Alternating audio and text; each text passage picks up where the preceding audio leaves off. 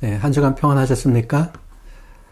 오늘은 사사기와 룻기를 강의하도록 하겠습니다. 먼저 사사기를 강의하겠습니다. 여호수아서에서 이스라엘 백성이 가나안 땅을 정복하고 땅을 분배받게 됩니다. 이제 이스라엘은 가나안 땅에 정착해야만 하는 것이죠.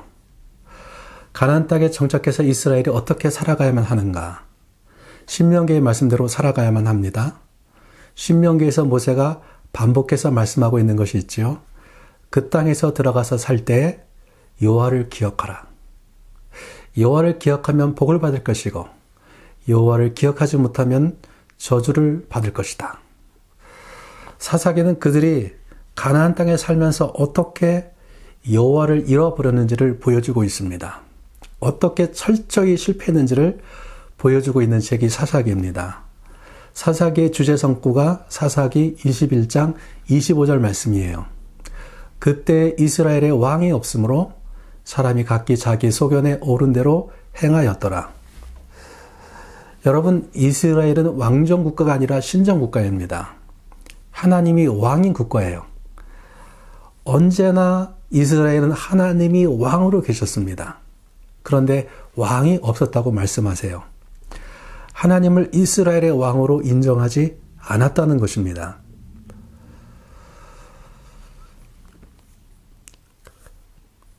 왕이 칙령을 발표하면은요, 백성은 그 명령을 따라야만 하는 것이죠. 왕이신 하나님의 율법 말씀을 주셨어요. 백성이 말씀을 무시하고 자기 마음대로 행했다는 것입니다. 사사기는 이스라엘이 얼마나 하나님의 언약을 지키지 않았는가를 보여주고 있는 책입니다. 그러나 이스라엘이 신실하지 않았음에도 하나님이 얼마나 신실하게 일하셨는지를 보여주고 있어요. 그러면 사사는 어떤 사람들인가? 사사기의 히브리어 이름은 쇼페템인데 재판하는 사람이란 말이에요. 그래서 카톨릭 성경에서는 사사기를 판관기라고 합니다. 영어 성경에는 사사기를 저지스라고 번역하고 있어요. 그런데 사사는 단순히 재판하는 사람이 아니에요. 백성이 사사에게 재판을 받은 이야기는 드보라가 백성을 재판한 것 한 번만 언급되고 있습니다. 사사들이 주로 한 것은 전쟁을 한 것입니다. 이것을 볼 때 사사들은 백성의 지도자로서 전쟁과 재판의 일을 담당했다는 것을 알 수가 있습니다. 사사의 시대는 어떻게 되는가? 여호수아가 죽은 후부터 시작해서 사울과 다윗에 의한 왕정이 시작되기 전까지 약 330년의 시간을 사사시대라고 얘기하고 있습니다. 사사기의 구조를 보겠습니다. 1장 1절부터 3절 6절까지는 사사기의 서론 부분으로 이스라엘의 실패를 보여주고 있어요. 3장 7절부터 16장 31절까지는 이스라엘의 죄악과 사사들을 통한 구원을 보여주고 있습니다. 여기에 12명의 사사들이 언급되고 있습니다. 17장 1절부터 21장 25절까지는 이스라엘의 총체적인 부패와 그 원인에 대해서 말씀해 주고 있습니다. 그럼 우리가 본문에 들어가서 본문을 좀 더 자세히 살펴보겠습니다. 1장 1절부터 3장 6절까지는요. 이스라엘의 실패를 다루고 있는데 서론 부분이에요. 이 서론 부분을 다시 두 부분으로 나눌 수가 있습니다. 1장 1절부터 2장 5절까지가 첫 번째 서론 부분이에요. 이스라엘이 약속의 땅에서 정복의 실패, 군사적인 실패를 보여주고 있습니다. 여호수아서에서 언급됐듯이 가나안 땅을 분배할 때 정복하지 못한 땅도 제비 뽑아 분배했다고 얘기를 했습니다. 그 땅을 지파별로 정복해야만 하는 것입니다. 여호수아 23장에서 여호수아는 그의 고별 설교에서 이렇게 말씀하고 있어요. 여호와께서 너희와 함께 하실 것이니 그들을 쫓아내고 그 땅을 차지하라고 말씀하고 있어요. 지파들이 땅을 점령해야 되는데 점령하지 못합니다. 유다 지파는 자신이 취해야 할 땅을 얻어요. 그런데 7지파가 등장하고 있는데 그 땅의 주민을 쫓아내지 못했다고 반복해서 말씀을 하고 있습니다. 그들이 하나님을 신뢰하며 나아가지 못했기 때문에 실패한 것이지요. 2장 6절부터 3장 6절까지는 신앙적인 실패를 보여주고 있습니다. 여호수아서 24장에서 여호수아가 모든 백성을 세겜으로 모읍니다. 나와 내 집은 여호와를 섬기겠노라. 너희는 어떻게 할 것인가? 백성들이 여호와만 섬기고 그분의 말씀을 청종하겠다고 합니다. 그 증표로 2차 세겜 언약을 맺게 되지요. 그런데 그 다음 세대가 어떻게 합니까? 바알을 섬기고 가나안의 신들을 섬기기 시작했어요. 왜 그렇게 되었는가? 사사기 2장 7절부터 10절에서 이렇게 말씀을 하고 있습니다. 여호수아와 함께한 세대, 하나님이 하신 일을 본 세대는 여호와를 섬겼다고 말씀하고 있으세요. 그 시대의 사람은 하나님이 행하신 일들을 보았어요. 요단강이 갈라지는 것도 보았고요. 여리고성이 무너지는 것도 보았어요. 태양이 멈추는 것도 보았고요. 하나님이 그들과 함께 싸우시는 것을 보았어요. 그 세대는 여호와를 섬겼다고 말씀을 하고 있습니다. 그러나 그 세대가 실패한 것이 있어요. 그들은 전쟁하느라고 너무 바빴습니다. 전쟁이 끝나고 가나안 땅에 정착한 후에는요, 그 땅에 정착하느라고 너무 바빴어요. 원래 그들은 광야에 있을 때 하나님이 내려주시는 만나 먹고 살았습니다. 농사 짓고 그렇게 할 필요가 없었던 것이지요. 가나안 땅에 정착한 후에는 만나도 그치고 이제는 그들도 먹고 살아야만 하잖아요. 그런데 그들은 농사를 접은 적이 없는 사람들입니다. 이제 포도나무도 심어야 되고요. 밀도 심어야 되고요. 채소도 키워야 합니다. 농사를 해본 사람이, 해본 적이 없는 사람이야 이 모든 것을 새로 배워야만 하는 것이에요. 얼마나 바빴을까요? 하나님은 신명기 6장 4절 9절의 쉐마의 말씀에서 자녀에게 언제나 늘 항상 하나님의 말씀을 가르치라고 말씀하셨어요. 그런데 이 세대가 바빠서 하나님의 말씀을 가르치지 못했습니다. 하나님이 그들에게 행하신 일들을 가르치지 못했어요. 그 결과 다음 세대가 하나님을 알지 못했고 우상을 섬기게 되었습니다. 이렇게 사사기가 시작되고 있습니다. 3장부터 16장까지는요. 두 번째 소단원으로 12명의 사사가 등장합니다. 그 중에서 6명은 대사사로, 6명은 소사사로 불리워집니다. 이 사사시대에는 하나의 패턴이 있어요. 먼저는 범죄예요. 백성들이 악을 행하고 이방인을 섬깁니다. 그러면 하나님께서 언약대로 그들을 이방인의 압제에 넘기세요. 그럼 백성이 그 고통 속에서 하나님께 부르짖습니다. 그러면 하나님이 구원하시죠. 하나님이 새 사사들을 세워서 그들을 구원하십니다. 그러면 사사가 사는 날 동안 평안했다고 말씀하고 있어요. 이러한 사이클이 6번 계속해서 반복되고 있는 것을 보게 됩니다. 이스라엘은 정말 얍살스러웠어요. 급할 때는 하나님 찾고 살만하면 하나님을 잃어버렸어요. 우리 중에도 그런 사람이 있잖아요. 힘들고 어려울 때는 하나님 폈다가 살만하면 꼭 하나님 버려요.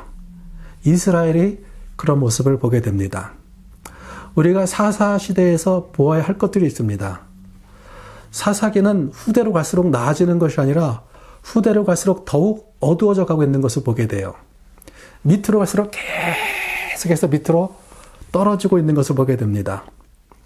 사사들도요, 후대로 갈수록 더욱더 문제가 많은 사사들이 등장해요. 마지막에 등장하는 입다와 삼손은 아주 심각하게 문제가 많은 사사들입니다. 후대로 갈수록 백성들도 더욱더 타락해요. 후대로 갈수록 백성들이 더욱 많은 우상을 섬깁니다. 후대로 갈수록 더욱 악한 시대가 되고 있는 것을 보게 됩니다. 우리가 사사들을 살펴보겠는데 대사사 중심으로 우리가 사사들을 살펴보겠습니다. 첫 번째 사사는 온니엘입니다. 온니엘은 갈렙의 아우 그나스의 아들입니다. 갈렙에게는 조카가 되는 것이죠. 이때 이스라엘 자손이 여호와를 잊어버리고 바알과 아세라를 섬깁니다. 그들이 바알과 아세라를 섬긴 이유가 무엇입니까? 잘 살기 위해서예요. 그런데 그 결과가 무엇입니까? 메소포타미아 왕 구산 리사다임의 압제에 넘어갔다고 말씀하고 있으세요. 부산 리사다임은요, 두 배나 악한이라는 의미예요. 두 배나 악한 놈입니다. 우상 숭배를 한 결과 두 배나 악한 놈의 압제에 들어갔습니다. 백성이 부르짖을 때 하나님께서 온니엘을 통해서 그들을 구원하셨습니다. 두 번째는 에훗이에요. 에훗은 베냐민 지파 사람입니다. 원래 야곱의 아내 라헬이 베냐민을 낳고서 세상을 떠나게 되는데 그때 라헬이 베노니라고 부릅니다. 베노니는 나의 슬픔의 아들이라는 의미예요. 그러자 즉시 야곱이 베냐민이라는 이름으로 그 이름을 바꿉니다. 베냐민은 오른손의 아들이에요. 오른손은 권위, 능력을 상징합니다. 반면 왼손은요, 불행한, 재수 없는 그런 의미가 있어요. 예전에 저희 나라도 그랬습니다. 왼손으로 밥 먹으면 혼났어요. 왼손으로 밥 먹으면 어떤 집은요, 때렸어요. 이게 왼손이라는 것은요, 무엇인가 부족하고 문제가 있다는 것이에요. 오른손의 아들인 베냐민 지파 출신의 에훗이 왼손잡이입니다. 성경에 에훗을 왼손잡이라고 꼭 집어서 말한 것은 에훗이 무엇인가 부족하다라는 것을 강조하고 있는 것이에요. 하나님께서 이와 같은 사람을 사사로 부르셨습니다. 에훗이 혼자 적진에 들어가서 모압 왕을 암살하고 이스라엘을 구원해냅니다. 3장 31절에는요. 소사사 삼가를 한 구절로 소개하고 있습니다. 아넷의 아들 삼갈이 소 모는 막대기로 블레셋 사람 600명을 죽여서 이스라엘을 구원했다고 말씀해요. 여기서 아낫의 아들은 히브리어로 벳 아낫을 번역한 것입니다. 여기서 아낫은 사람의 이름이 아니에요. 아낫은 가나안 신화에 나오는 전쟁의 여신이에요. 이것은 그가 이방 출신이라는 것을 알 수가 있어요. 그가 어떻게 하나님을 만났는지는 모르지만은 하나님을 만났고 사사로 부르심을 받아서 하나님께 쓰임 받았다는 것을 알 수가 있어요. 세 번째는 드보라입니다. 4장과 5장에 걸쳐서 나오고 있는데요. 드보라는 여사사예요. 당시에 여자라는 것은요, 엄청난 핸디캡이 있어요. 드보라와 함께 싸우는 사람이 바락입니다. 가나안의 군대 장관 시스라가 철병거 900대를 끌고서 들어옵니다. 여러분, 철병거는요, 그 당시에 최첨단의 무기였습니다. 900대의 철병거를 가지고 있다는 것은요, 그 군대가 무적의 군대라는 거예요. 이길 수 있는 군대가 없는 것입니다. 상대가 될 수 없는 거예요. 드보라가 바락에게 나가 싸우라. 하나님이 넘겨주셨다고 말씀하고 있어요. 그런데 바락은 말씀보다 드보라를 의지합니다. 당신이 가지 않으면 나도 가지 않겠다고 말씀해요. 좀 그렇죠? 드보라가 함께 가겠다고 합니다. 그러나 영광은 당신이 얻지 못하겠다고 말씀하세요. 영광은 여인이 얻겠다고 말씀하고 있어요. 당시 전쟁에서는요, 많은 적을 무찌르는 것보다 적장을 죽이는 것이 더 큰 공로로 인정을 받았습니다. 전쟁에서 승리해요. 그런데 드보라의 예언대로 적장 시스라는 헤벨의 아내 야헬에 의해서 죽임을 당합니다. 사사 드보라의 시대는 여성들이 맹활약한 시대인 것을 우리가 알 수가 있을 것 같아요. 네 번째는 기드온입니다. 6장부터 8장까지 3장에 걸쳐서 나오고 있습니다. 여러분, 기드온은 겁이 많은 사람이에요. 숨어서 오늘 먹을 양식을 타작하고 있어요. 그러한 기드온을 하나님이 부르십니다. 큰 용사여라고 말씀하세요. 겁이 많고 의심 많은 사람이지만은 하나님의 눈에는 큰 용사로 보인 거예요. 가장 먼저 기드온이 할 일은 마을의 바알 제단과 아세라상을 쪼개버린 것입니다. 하나님이 그들과 함께 하시기 위해서는 먼저 죄가 처리되어져야 하는 것을 보여주고 있어요.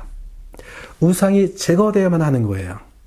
이 일로 기드온은 여룻바알, 바알과 대적하는 자라는 별칭을 얻게 됩니다.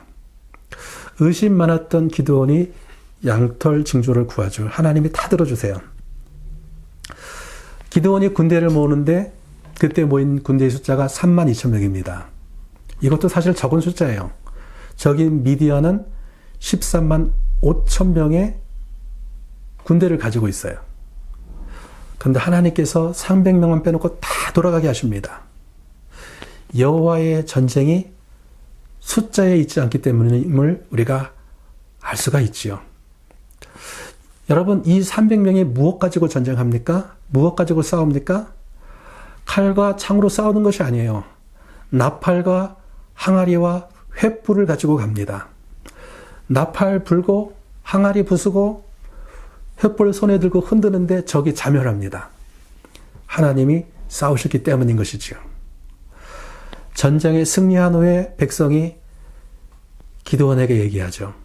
당신이 우리의 왕이 되소서, 이렇게 얘기합니다. 기드온이 말하죠. 나는 왕이 되지 않겠다.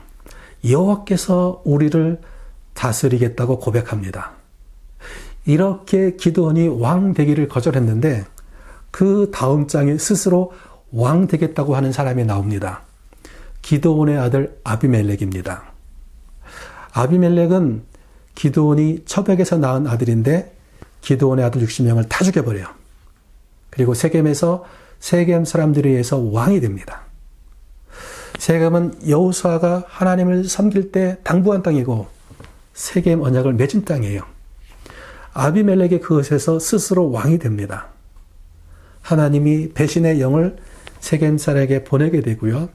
결국 아비멜렉은 여인이 던진 돌에 맞아 죽게 되지요. 다섯 번째 인물이 입다입니다. 11장과 12장에 나오고 있어요. 입다는 첩의 아들이에요. 이복 형제들에게 왕따 당하고 시달림을 당하다가 기업도 얻지 못하고 쫓겨납니다. 그래서 이스라엘 땅의 바깥으로 나가서 건달들, 불량배들하고 어울립니다. 나라가 위기에 빠지니까 장로들이 입다에게 찾아와요. 부탁해요. 내가 사사가 돼서 우리를 구해달라고 얘기하는 것이죠. 입다가 전쟁에 나갈 때 어떻게 합니까? 전쟁에서 승리를 주시면은 가장 먼저 나오는 자를 번제로 드리겠다고 하나님께 서원합니다. 이것은 흥정을 한 거예요.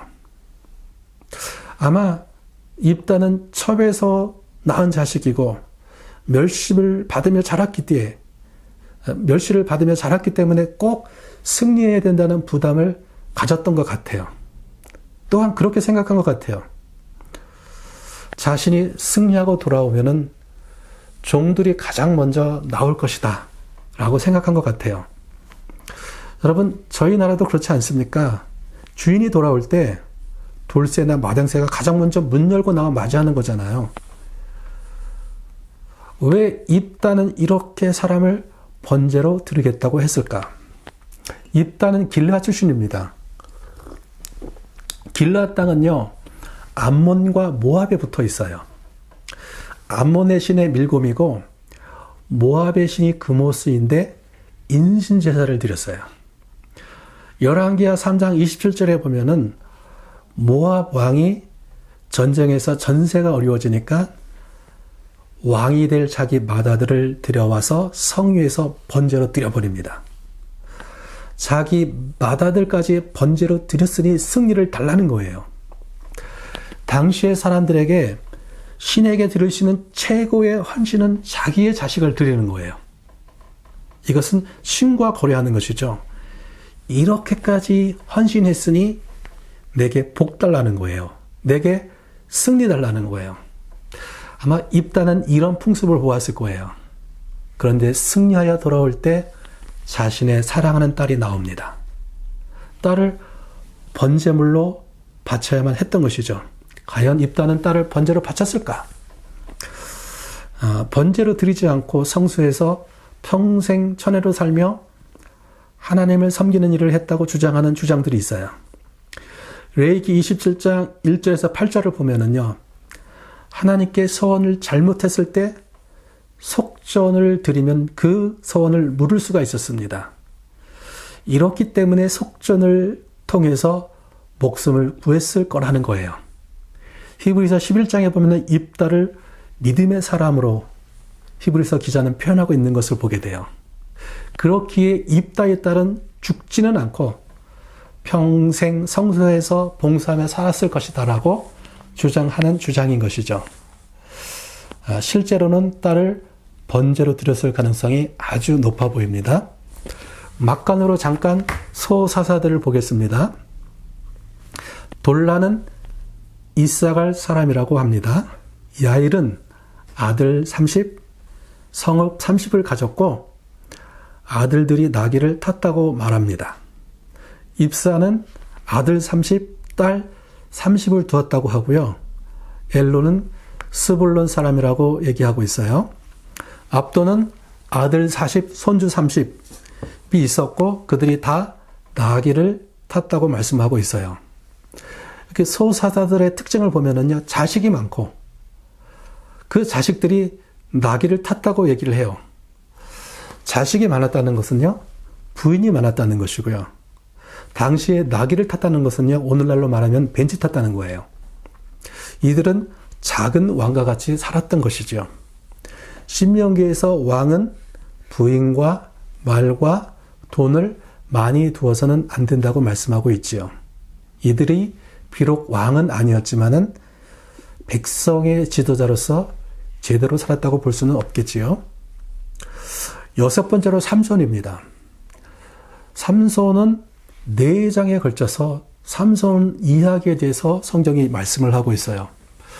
삼손은 태어날 때부터 나실인이었습니다. 이 나실인은 두 종류의 나실인이 있었는데 평생 나실인과 한시적인 나실인이 있었어요. 삼손과 세례 요한은 태어날 때부터 뱃속에서부터 하나님이 구별하신 평생 나실인들이지요. 한시적인 나실인은 일정 기간 동안에 나실인의 서원을 했습니다. 사도행전 18장 18절에 보면은 바울이 겐그레아에서 머리를 깎았다고 합니다. 여기서 알 수 있는 것이 있어요. 바울이 나실인의 서원을 했었고 그 기간이 끝나자 머리를 깎은 것을 알 수가 있지요. 왜냐하면 나실인의 서원 기간에는 머리를 깎을 수가 없는 거예요. 이렇게 나실인의 서원을 할 때 3가지의 나실인의 금지 명령이 있습니다. 첫 번째는 시체를 가까이 해서는 안 돼요. 두 번째는 포도주나 독주를 먹어서는 안 돼요. 세 번째는 머리에 삭도를 대서는 안 됩니다. 하나님께서 삼손을 부르시고 삼손에게 주신 것이 힘입니다. 그 힘은 절대적인 힘이었어요. 그 힘이 어떻게 사라져갔는가? 삼손이 나실인의 금지 명령을 다 깨뜨렸기 때문에 그렇습니다. 한 번은 삼손이 블레셋 딥내로 내려갈 때 사자가 달려들어서 삼손이 그 사자를 찢어 죽입니다. 돌아오는 길에 사자의 시체 속에 벌집이 생겼음을 보게 됩니다. 삼손이 그 속에 꿀을 찍어 먹어요. 이렇게 시체를 만지지 말라는 첫 번째 금지 명령을 어깁니다. 두 번째로 삼손이 블레셋 여인과 결혼을 하여서 7일 동안 잔치를 베풉니다. 이 잔치는 반드시 독주와 포도주를 먹어야 하는 잔치인 것이지요. 세 번째로 삼손은 소렉 골짜기에 사는 드릴라를 사랑했다고 얘기를 하고 있습니다. 그녀의 유혹에 의해서 자신의 머리의 비밀을 알려줍니다. 사랑하는 여인이 유혹하면 넘어가지 않을 남자가 없는 것이지요. 삼손이 머리털이 깎였을 때 그 힘이 사라져버려요. 삼손이 단순히 머리가 깎였기 때문에 힘이 없어진 것인가? 아닌 것이죠. 왜 삼손이 나실인의 금지 명령들을 다 깨뜨리게 되었을까요? 삼손의 마음 가운데 하나님을 경홀히 여겼던 마음이 있었던 거예요. 그 마음이 행동으로 표현돼서 나타난 것이 나실인의 금지 명령을 깨뜨리게 된 것이지요. 바로 나실인의 구별된 자로서의 헌신을 삼손이 포기하는 것이에요. 그래서 결국 나실인의 마지막 상징인 머리를 깎이게 되었고 하나님 주신 힘이 사라져 버린 것입니다. 힘을 잃어버린 삼손은 눈이 뽑히고 맷돌을 돌리는 비참한 신사가 되었어요. 우리가 지도를 보시면 알겠지만은 이스라엘은 사사시대 사방팔방으로 공격을 당하게 됩니다. 그러한 압제로부터 하나님께서 사사들을 세워서 구원하셨습니다. 우리가 사사기에 등장하는 사사들을 한번 살펴보았으면 좋겠어요. 부족하고 문제가 많은 사람들이에요. 에훗은 왼손잡이에요. 당시의 기준으로는요, 부족한 사람이라는 거예요. 드보라는 여성이에요. 당시의 아웃사이더예요. 기드온은 전쟁의 전리품으로 에봇을 만들었는데 그것이 이스라엘을 타락시키는 우상이 되었다고 말씀하고 있어요. 입다는요, 첩의 자식이었고요. 조폭 출신의 아웃사이더였어요. 삼손은요, 심각하게 문제가 많은 사람입니다. 여러분, 소사사들 역시 마찬가지예요. 하나님께서는 이렇게 부족하고 문제가 많은 사람들을 부르시고 기름 부으셔서 이스라엘을 구하는 일을 맡기셨습니다. 하나님께서는 부족한 저희들을 부르셔서 주님의 일을 하게 하셨습니다. 능력이 우리에게 있지 않고 하나님께 있습니다. 우리가 할 일은 그분을 의지하는 것인 줄 믿습니다. 17장부터 21장은 사사기 시대의 총체적인 부패의 모습과 그 원인에 대해서 말씀해주고 있습니다. 17장과 21장에는 두 가지 에피소드가 기록되어 있는데요. 말씀을 책임진 레위 사람들의 타락의 모습과 백성들의 타락의 모습을 보여주고 있어요. 이것이 서로 맞물려 있는 것을 보게 됩니다. 첫 번째 이야기에는 한 레위 청년이 등장합니다. 그는 원래 베들레헴 사람인데 거할 곳을 찾아 떠납니다. 그가 왜 거할 곳을 찾아서 베들레헴을 떠나는가? 레위 지파는 하나님께서 이스라엘의 12지파 속에 살면서 백성들에게 하나님의 말씀을 가르치는 책임을 맡기셨어요. 반면에 백성들은 레위 사람들에게 10의 1조를 들여서 말씀을 가르치는 데 전념하도록 해야만 했어요. 이것이 이스라엘을 거룩한 백성으로서 유지시키는 하나님의 핵심적인 전략이었던 것이죠.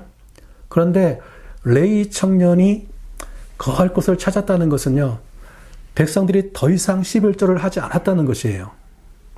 먹고 살기 힘드니까 살 것을 찾아서 그곳을 떠난 것입니다. 미가라는 사람이 먹을 것을 줄 테니까 우리 집에 제사장이 되라고 얘기를 합니다.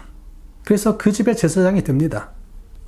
그때 단지파 사람들이 거할 곳을 찾아서 북쪽으로 올라가다가 미가의 집을 들립니다. 무슨 말입니까?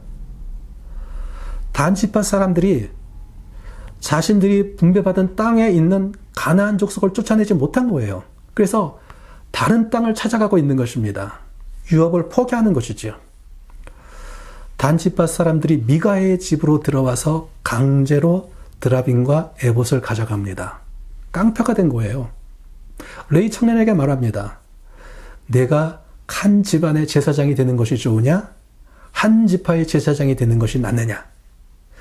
레위 청년이 기뻐하면서 따라갔다고 말씀해요. 레위 사람도 타락했고요. 백성들도 타락해 있는 거예요. 이스라엘의 타락한 막장 드라마가 19장에서 21장의 모습이에요. 레위 사람이 첩과 함께 여행을 하다가 베냐민 지파가 사는 기브아에 머물게 됩니다. 그 지역의 불량배들이 그 집을 에워싸고 레위 사람들을 내놓으라고 해요. 그 사람과 관계가 있다는 거예요. 주인이 내 딸과 레위 사람의 첩을 내주겠으니까 이 사람은 그냥 놔두라고 합니다. 당시 문화는요, 손님을 그렇게까지 해서 보호했어요. 일단 손님으로 맞아들이면 하나님같이 섬긴 거예요. 그런데 이러한 동일한 사건이 성경에서 일어난 때가 있지요. 바로 소돔과 고모라지요. 여러분, 소돔과 고모라는 타락의 대명사예요. 지금 이스라엘이, 제사장 나라가 될 이스라엘이, 하나님의 말씀을 따라서, 신명기의 말씀을 따라서 살아갈 이스라엘이 여기까지 왔다는 거예요. 이렇게까지 타락했다는 것입니다. 레인의 첩이 폭행을 당하고 죽음을 당합니다. 너무나 분노한 레위 사람이 첩의 시신을 12조각으로 쪼개서 이스라엘 지파에 보내요. 이 전쟁으로 베냐민 지파가 다 죽고 600명만 남게 됩니다. 한 지파가 사라지게 된 상황이에요. 한 지파를 살리기 위해서 어떤 일을 하는가? 전쟁에 참여하지 않았던 야베스 길앗 사람을 죽이고 400명의 여자들을 잡아서 베냐민 사람들에게 줍니다. 그래도 200명이 부족해요. 그러니까 실로에 축제가 있었는데 그때 200명을 보쌈해 가라고 얘기를 합니다. 다른 지파들이 한 짓도 베냐민 지파가 한 짓과 비슷하다는 거예요. 살인, 납치, 폭행을 그렇게 했어요. 그러면서 사사기는 이렇게 결론을 내고 있습니다. 그때 이스라엘의 왕이 없었으므로 사람마다 자기 소견에 옳은 대로 행하였더라. 첫 번째는 이것은 백성의 말씀을 잃어버렸으므로 하나님을 왕되시게 하지 못했다는 거예요. 두 번째는 왕정의 필요를 얘기하고 있는 것이죠. 여러분, 그때나 지금이나 우리의 왕은 하나님이십니다.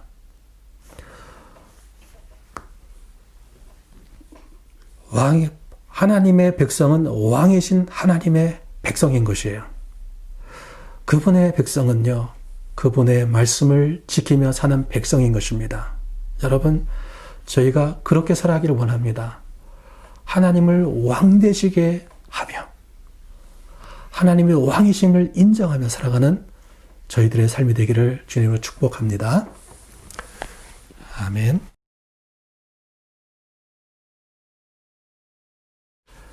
예, 우리가 룻기를 보겠습니다. 룻기는 사사기 시대를 배경으로 하고 있습니다. 사사기 시대는 자기 소견에 옳은 대로 행한 시대였다고 우리가 사사기를 보면서 보았습니다. 이러한 시대에도 하나님을 왕위로 섬기는 사람들이 있었다. 하나님의 말씀을 지키며 인애를 행하는 참 하나님의 백성이 있었다는 것이에요. 그들이 누구인가? 보아스와 룻이다. 그러한 보아스와 룻이 누구인가? 다윗의 조상이라는 것입니다. 룻기는 어떤 책인가? 룻기는 죽음으로 시작해서 탄생으로 끝납니다. 절망으로 시작해서 찬양으로 끝납니다. 죽음에서 탄생으로, 절망에서 찬양으로 바뀌는 그 터닝 포인트에 무엇이 있는가? 헤세드, 하나님의 은혜가 있습니다. 여러분, 우리의 인생도 마찬가지인 줄 믿습니다. 시편 31편 11절에 보면은 주께서 나의 슬픔이 번하여 춤이 되게 하시며 나의 베옷을 벗기고 기쁨으로 띠띠우셨나이다. 그분의 은혜가 임하면 나의 삶이 슬픔이 변하여 춤이 되게 하십니다. 그것을 보여주고 있는 책이 룻기인 것이죠. 이 책이 그 시대의 사람들에게 주는 메시지가 무엇인가? 사사시대와 사울 왕의 시대의 이스라엘은 모든 것을 상실했던 나오미의 삶과 같습니다. 이러한 나오미의 삶이 변했던 것처럼 하나님이 선택하신 다윗을 통해서 회복될 것이다 라는 메시지를 주고 있는 것이죠. 우리가 룻기를 이해하기 위해서는 그 배경이 되는 몇 가지 제도를 알아볼 필요가 있습니다. 첫 번째는 계대 결혼입니다. 이 계대 결혼은 형제들 중에 누군가가 아들이 없이 죽으면 형제 중 하나가 죽은 형제의 아내를 맞이하여 아내로 삼아서 형제된 의무를 다하는 것입니다. 그 여인이 낳은 첫 아들은 죽은 형제의 대를 잇게 하는 거예요. 계대 결혼의 영적인 의미는 하나님은 자기 백성의 이름이 사라지기를 원하지 않는다는 것입니다. 두 번째는 기업 물을 자, 고엘이라는 것이죠. 친족이 된 자는 고엘의 의무를 감당해야만 합니다. 혈족이 땅을 잃었을 때 땅을 도로 찾아주어야만 하고요. 친족이 종으로 팔렸을 때는 도를 지불해서 해방시켜 주어야만 합니다. 친족이 부당한 피해를 당했을 때 친족을 위해 복수를 대신해 주어야만 합니다. 룻기서를 보면은요, 보아스보다 더 가까운 친족이 있는 것을 알게 돼요. 그가 친족의 권리를 포기합니다. 권리를 포기할 때 하는 상징적인 행동이 신을 벗는 것이죠. 이삭 죽기가 있어요.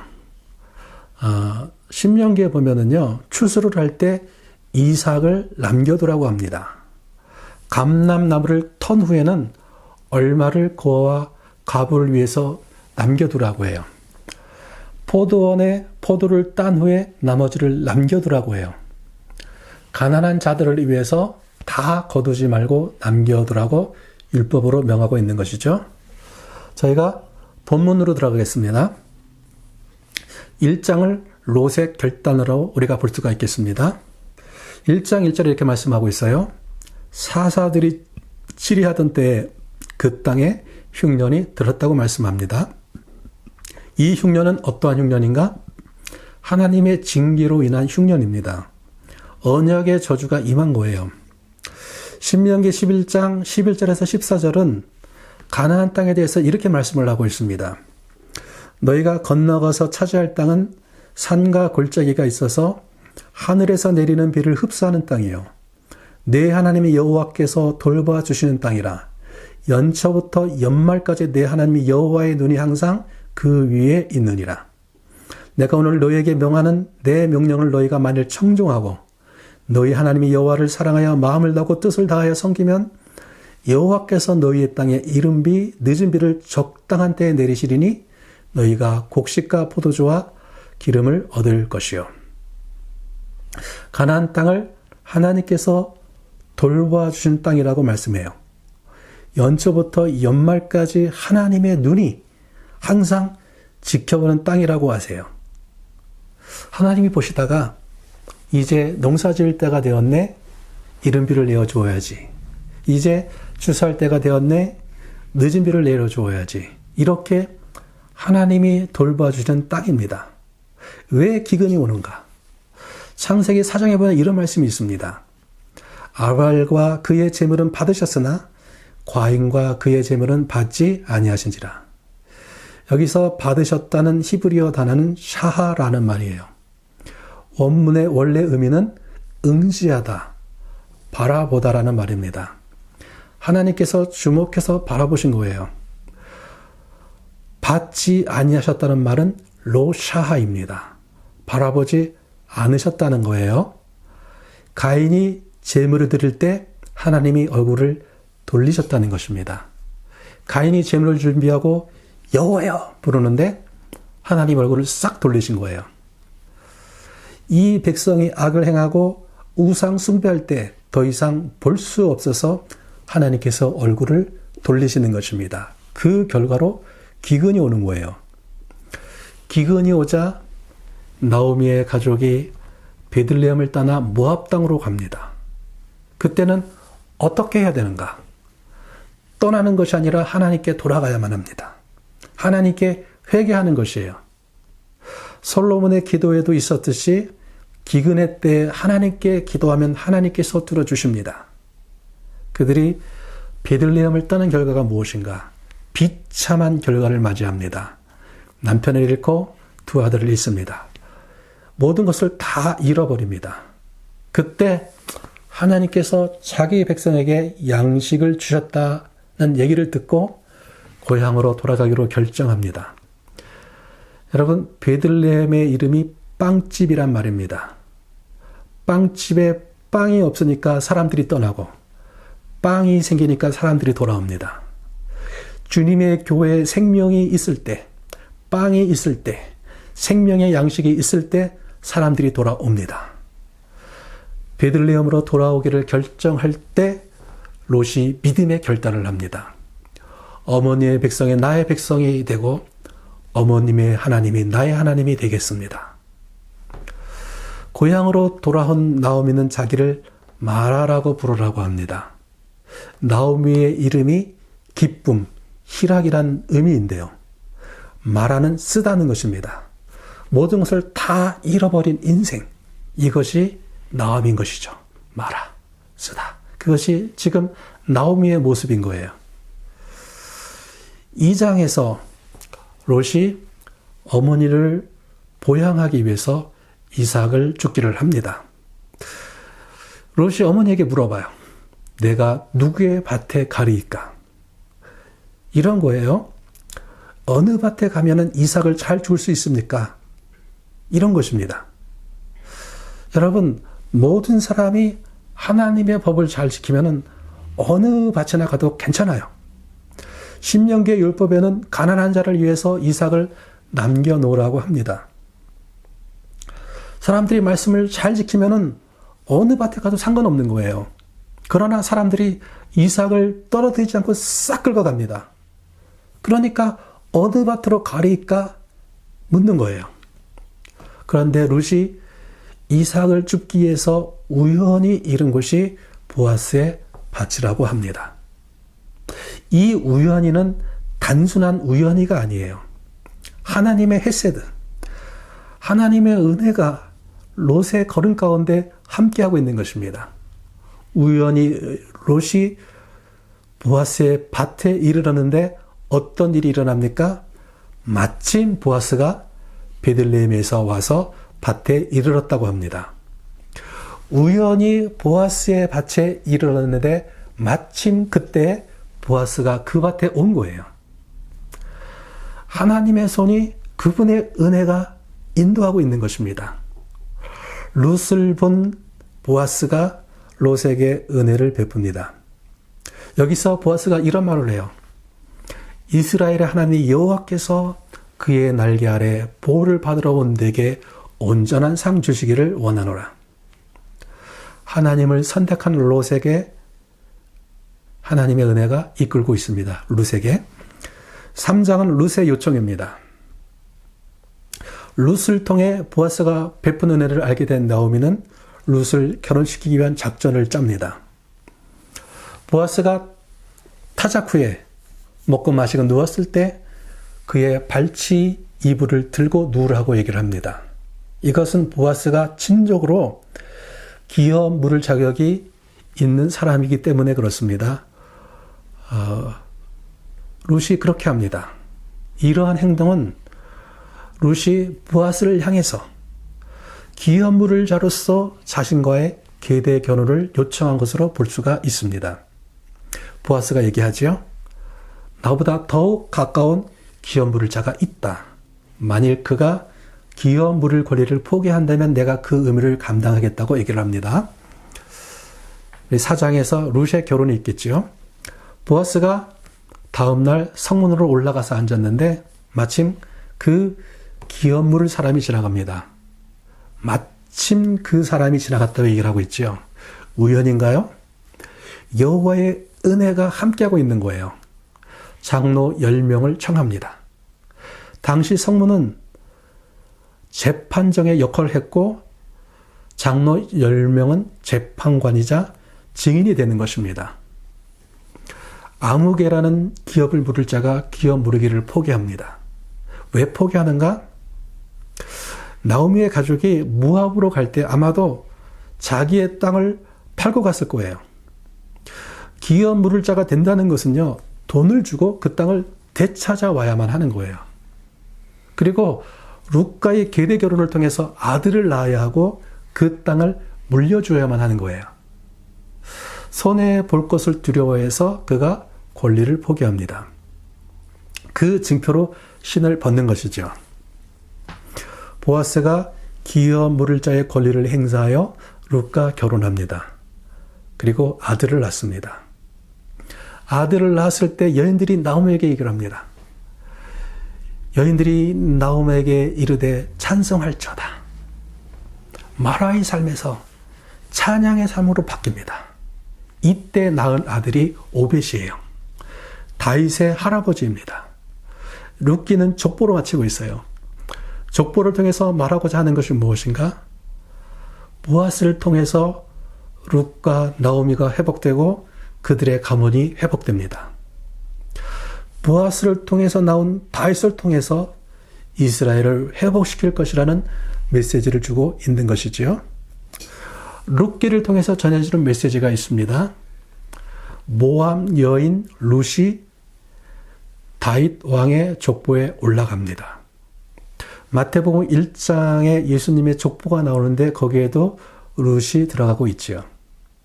신명기 23장 3절에서 4절을 보면은요, 암몬과 모압 여인은 여호와의 총회에 영원히 들어오지 못한다고 말씀을 하고 있어요. 모압과 암몬 사람은요, 하나님의 백성에 들어오지 못한다는 것입니다. 그런데 룻이 하나님의 백성이 되었습니다.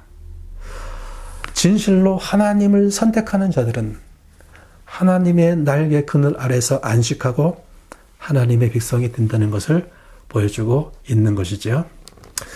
여러분, 이번 한 주간 동안에 사사기와 룻기를 또 정성스럽게 최선을 다해서 읽으시기를 바랍니다. 다음 주에는 사무엘 상하로 여러분을 만나 뵙겠습니다. 한 주간 승리하시기 바랍니다.